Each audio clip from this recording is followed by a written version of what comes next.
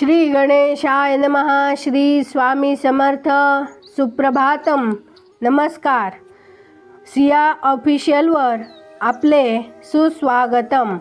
योगेशं सच्चिदानंदं वासुदेवं व्रजप्रियं धर्मसंस्थापकं वीरं कृष्णं वंदे जगद्गुरुं.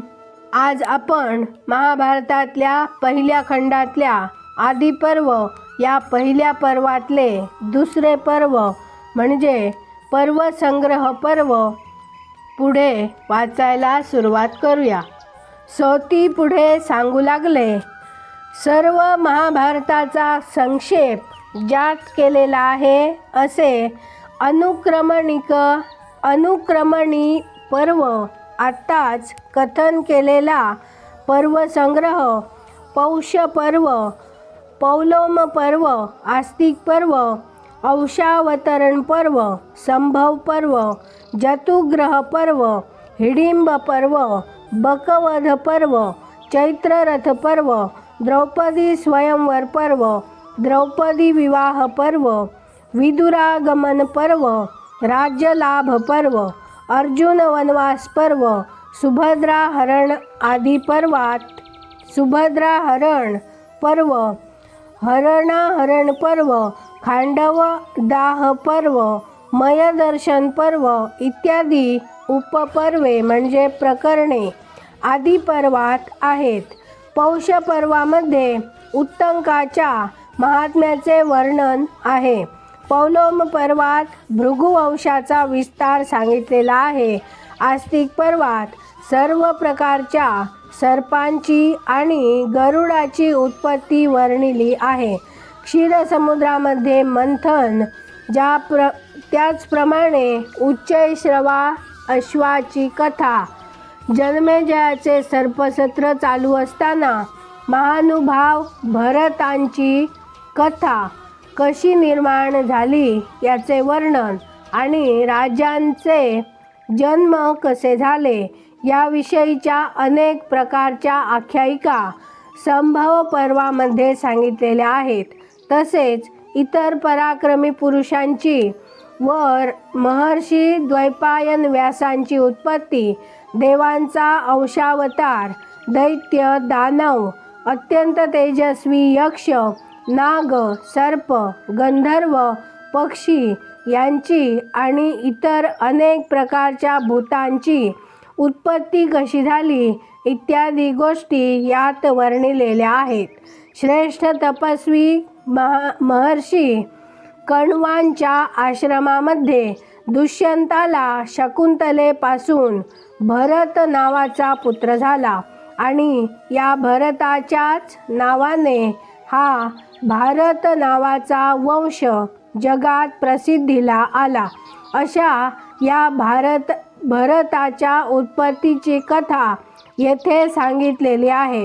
त्याचप्रमाणे शंतनूच्या प्रासादामध्ये भागीरथी गंगेपासून झालेली वसूंची उत्पत्ती आणि त्या वसूंचे स्वर्गारोहण, अष्टवसूंच्या तेजाचे अनेक अंश एकत्र आल्यामुळे झालेला भीष्माचा जन्म, भीष्माने केलेला राजत्याग आणि त्यांचे नैष्ठिक ब्रह्मचर्य व्रताचे पालन, त्याने आपल्या पित्यासमोर केलेल्या प्रतिज्ञेचे पालन, त्याने केलेल्या चित्रांगदाचा प्रतिपाळ, चित्रांगद निधन पावल्यावर त्याचा धाकटा भाऊ जो विचित्रवीर्य त्याने केलेले पालन, त्यांनी केलेले पालन आणि विचित्रवीर्याला त्याने करून दिलेला राज्यलाभ इत्यादी उपाख्याने या संभव पर्वामध्ये आहेत.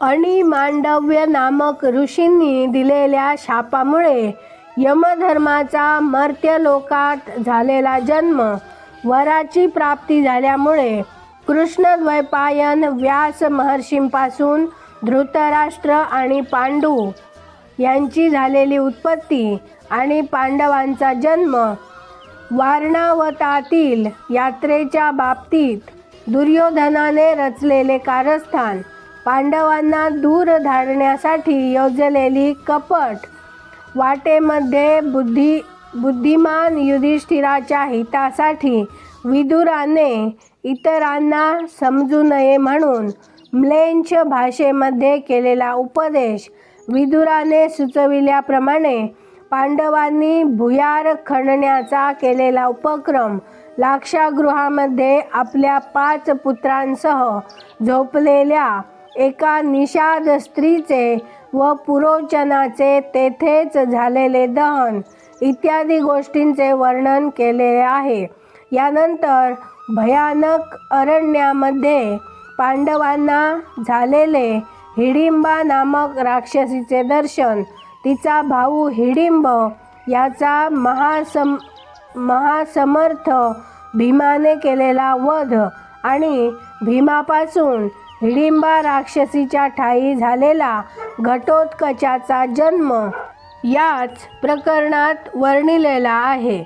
अलौकिक तेज असलेल्या व्यास महर्षींचे दर्शन, त्यांच्या आज्ञेवरून एकचक्रा नावाच्या नगरीत कोणा एका ब्राह्मणाच्या घरी पांडवांचे गुप्त रूपाने झालेले वास्तव्य, बकासुराचा वध आणि त्यामुळे नगरवासी लोकांना वाटलेले आश्चर्य, ब्राह्मणाकडून द्रौपदी आणि धृष्टद्युम्न यांच्या जन्माचा अद्भुत वृत्तांत ऐकल्यावर महर्षी व्यासांनी प्रेरणा केल्यामुळे द्रौपदीची प्राप्ती करून घेण्याच्या इच्छेमुळे स्वयंवराचा समारंभ पाहण्यासाठी उत्सुक झालेल्या व कुतूहलाने युक्त असलेल्या पांडवांचे पंचाल देशाकडे प्रयाण, गंगा नदीच्या तीरावर अर्जुनाने अंगारपणाला जिंकल्यावर व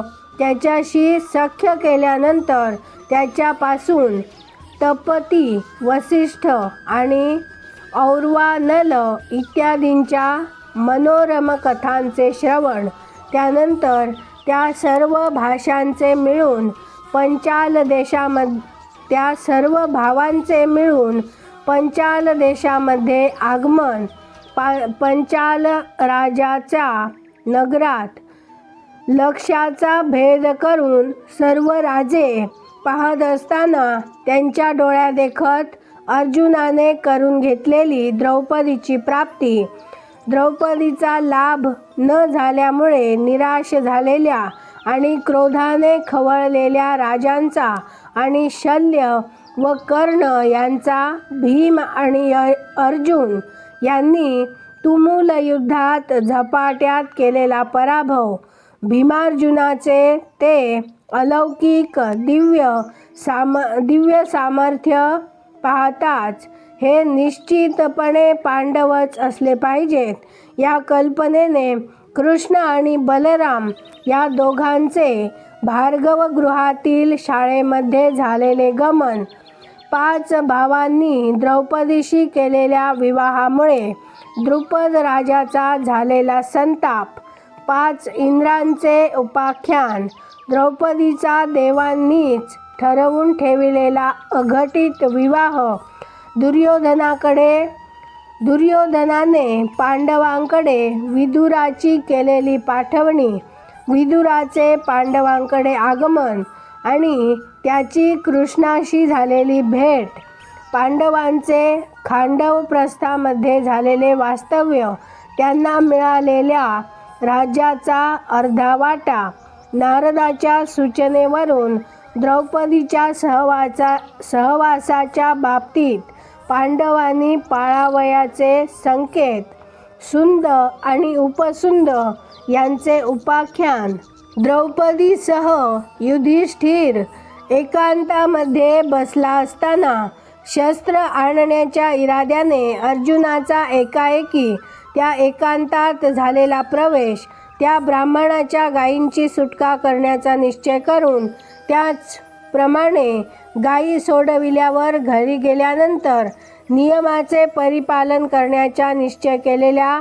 पराक्रमी अर्जुनाचे वनात निघून जाणे, वनवासामध्ये मार्गामध्ये अर्जुनाची उलुपी नामक नागकन्येशी झालेली भेट, अर्जुनाचे पुण्यतीर्थाकडे गमन आणि प्रभुवाहनाचा जन्म, त्याच ठिकाणी एका तपस्वी ब्राह्मणाच्या शापाच्या प्रभावाने सुसरांचे देह प्राप्त झालेल्या 5 सुंदर अप्सरांची अर्जुनाने सुसरींच्या रूपातून केलेली मुक्तता, प्रभास तीर्थामध्ये कृष्ण आणि अर्जुन यांची झालेली भेट, द्वारकेमध्ये सुभद्रेची प्राप्ती करून घेण्यास उत्सुक असलेल्या अर्जुनाला अहेर देण्यासाठी देवकीनंदन कृष्णाचे झालेले आगमन, अत्यंत तेजस्वी अभिमन्यूचा सुभद्रेपासून झालेला जन्म, द्रौपदीच्या पुत्रांचा जन्म, कृष्ण आणि अर्जुन विहारासाठी यमुनेच्या तीरावर गेले असता कृष्णाला झालेली सुदर्शन चक्राची प्राप्ती आणि अर्जुनाला झालेली गांडीव धनुष्याची प्राप्ती, खांडव वनाचे दहन, खांडव वनात लागलेल्या वणव्यापासून मय नामक असुराची मुक्तता, तसेच अश्वसेन नामक भुजंगाची मुक्तता, शार्ंगीच्या ठिकाणी झालेली मंदपाल महर्षींच्या पुत्रांची उत्पत्ती इत्यादी अनंत कथा या पहिल्या आदिपर्वमध्ये असून त्याचा विस्तार फार मोठा आहे. या आदिपर्वात 227 अध्याय असून श्लोकांची एकूण संख्या 8884 इतकी आहे, असे अलौकिक तेजस्वी व्यास महर्षींनी स्वतःच सांगून ठेवलेले आहे. आज आपण इथे थांबूया. याचा पुढचा भाग उद्या वाचूया. माझ्या सिया ऑफिशियलला सबस्क्राईब केले नसेल तर आत्ताच सबस्क्राईब करा. बाजूच्या बेलवर क्लिक करा. लाईक करा, शेअर करा. कमेंटमध्ये तुमचे विचार नक्की कळवा आणि राधे राधे लिहायला विसरू नका. धन्यवाद. जय श्री कृष्ण.